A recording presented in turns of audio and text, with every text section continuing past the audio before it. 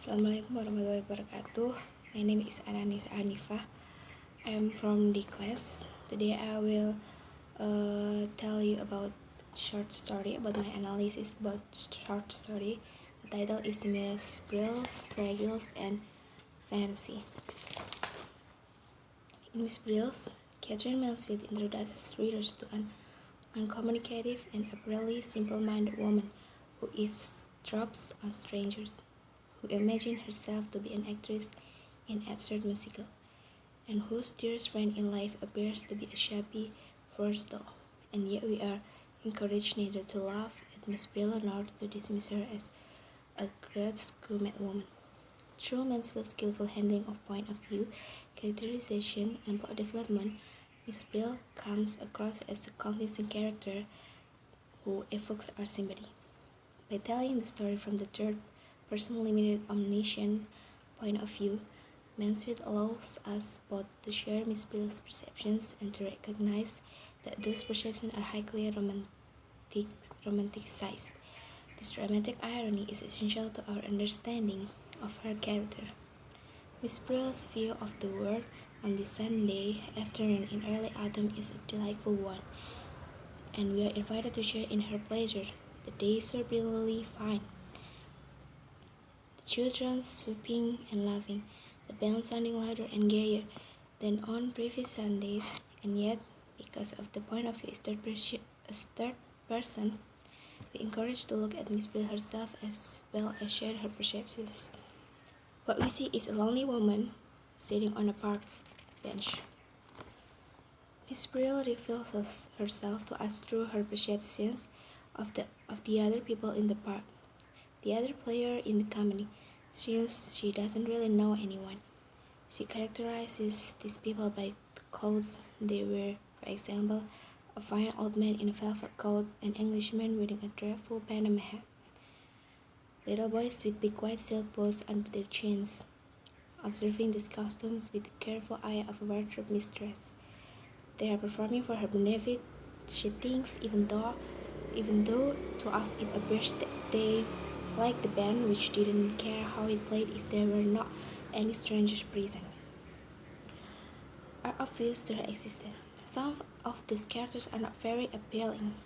The silent couple beside her on the bench, the vain woman who cares about the spectacle she should be wearing, the beautiful woman who throws away a bunch of violets as if they'd been poisoned, and the forerunners who nearly knock over an old man. Miss Brill is annoyed by some of these people, partly toward others, but she reacts to them all as if they were characters on stage. Miss Brill appears to be too innocent and isolated from life to even comprehend human nastiness. There is one character whom Miss Brill appears to identify with, the woman wearing the airman toque she'd bought when her hair was yellow. The description of the shabby airman the woman sent as a tiny yellow paw. And then in The Gentleman in Grey,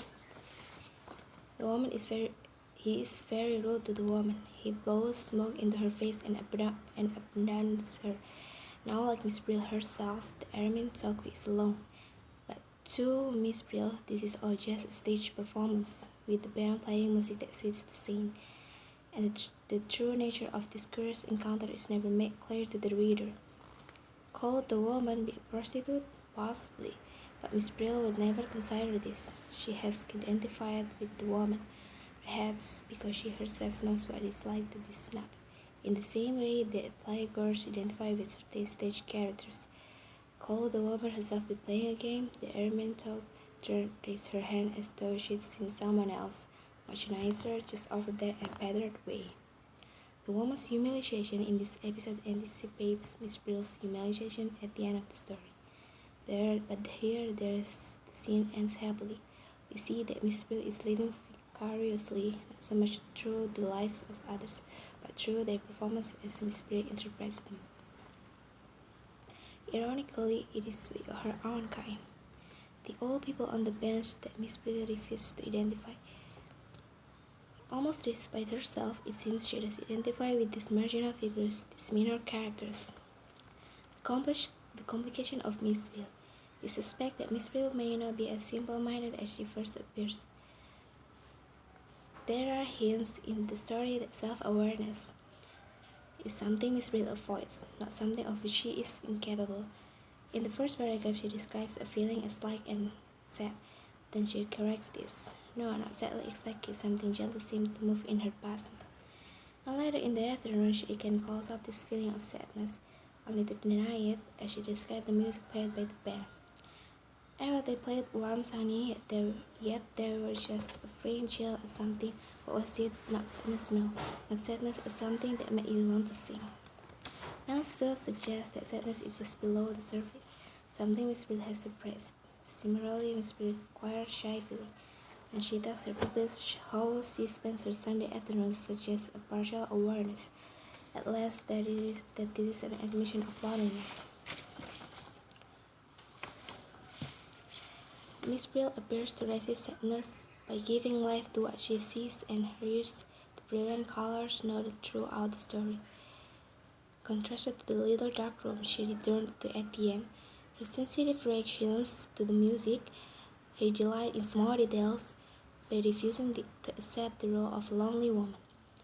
She is an actress, more importantly, she is a dramatist, actively conjuring sadness and self-pity, and this evokes our sympathy, even our admiration. The chief reason that we feel such pity for Miss Brill at the end of the story is the sharp contrast with the liveliness and beauty she gave to the ordinary scene in the park. Are the other characters without illusions? Are they in way better than Miss Brill? Finally, it's the artful construction of the plot that leaves us feeling sympathy toward Miss Brill. We are made to share her increasing excitement as she imagines that she is not only an observer but also a participant. And no, we don't believe that the whole company will suddenly start singing and dancing, but we may feel that Miss Brill is on the verge of a more genuine kind of self-acceptance. Her role in life is a minor one, but she has a role all the same. Our perspective of the scene is different from Miss Brill's. But her enthusiasm is contagious, and we are led to expect something momentous when the two star players appears. The letdown is terrible. These giggling, tactless adolescents, themselves putting on an act for each other, have insulted her for the emblem of her identity. So Miss Brill has no role to play after all. In Mansfield, carefully controlled and understand conclusion, Miss Brill packs herself away in her little dark room. We sympathize with her not because the truth hurts, but because she has been denied the simple truth that she does indeed have a role to play in life. Miss Brill is an actor, as are the other people in the park, as we all are in social situations, and we sympathize with her at the end of the story, not because she is beautiful, but curious object, but because she has been loved off the stage, and that is a fear we all have. Mansfield has managed not so much to touch our hearts in any gushing, sentimental way, but to touch our fears. So in here, the universal theme is we cannot look each other by the cover. We can judge each other by the cover because it's not good for us too. And then the symbols in here this story is the beautiful dress that she is always proud of it, and because of the dress is she will judge people for the cover, and so it's not good for us to judge people on the cover.